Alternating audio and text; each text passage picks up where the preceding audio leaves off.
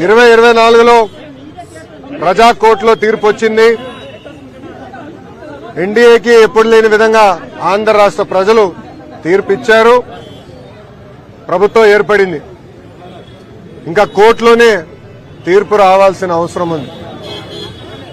గతంలో వైకాపా పార్టీ అధికారంలోకి వచ్చిన మొదటి 6 నెలల్లోనే నా పైన విశాఖపట్నం ఎడిషన్ లో దుష్ప్రచారం చేస్తూ ఒక ఆర్టికల్ రాయడం జరిగింది. దాంట్లో భాగంగా ప్రత్యేకంగా నేను విశాఖపట్నం ఎయిర్పోర్ట్ లో టీ కాఫీ తీసుకున్నానని, దానికి అయిన ఖర్చు 25 లక్షల రూపాయలని, అది ఇప్పుడు ప్రభుత్వం చెల్లించడానికి ఇబ్బంది పడుతుందని ఆనాడు సాక్షి పత్రిక ఆర్టికల్ వేసింది. అందరు తెలిసిన విషయమే. సాక్షి పత్రికలో ఇన్వెస్ట్మెంట్ మొత్తం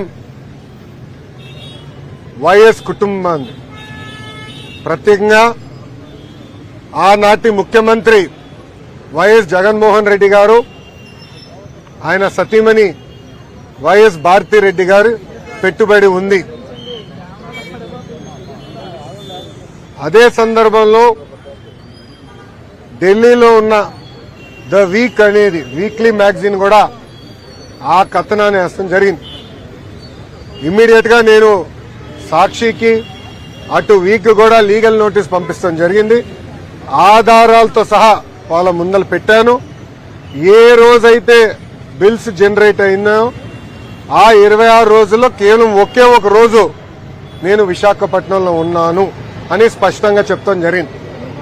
అది తెలుసుకున్న తర్వాత వీక్ మ్యాగజైన్ రిజైండర్ పబ్లిష్ చేసి తప్పుడు రిపోర్టింగ్ చేశాము, ఆధారాలు మాకు ఇచ్చారు, తప్పు జరిగింది అని వాళ్ళు ఒప్పుకున్నారు.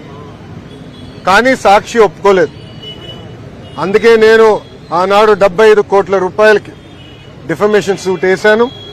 దాంట్లో భాగంగా 75 లక్షల రూపాయలు నేను కోర్టు కూడా ఫీ రూపంలో చెల్లిస్తాం జరిగింది. ప్రజలందరూ తెలుసు, తెలుగుదేశం పార్టీకి అధికారం కొత్త కాదు.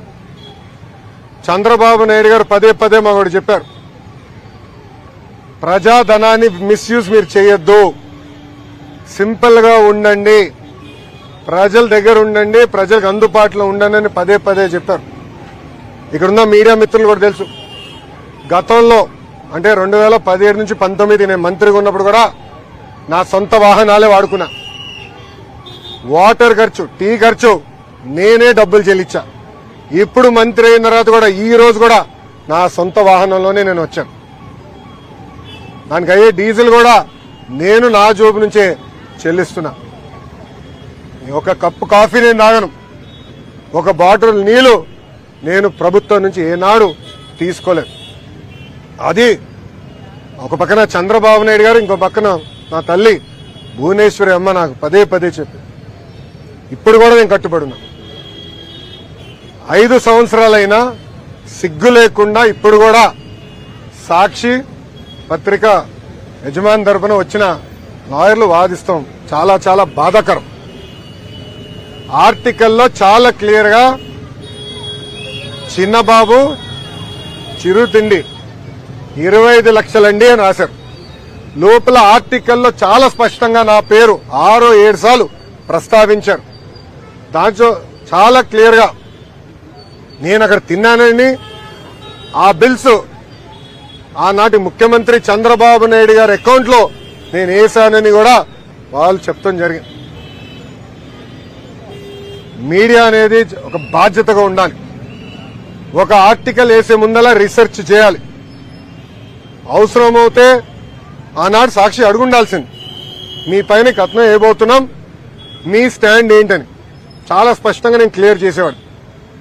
కానీ మీకు తెలిసిన విషయమే, సాక్షి అనేది ఒక బ్లూ మీడియా.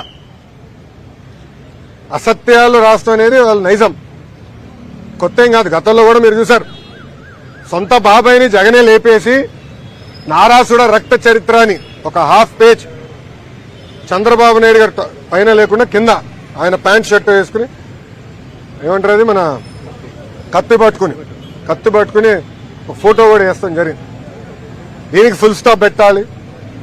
విలువలు ఉండాలి అన్న ఆలోచనతోనే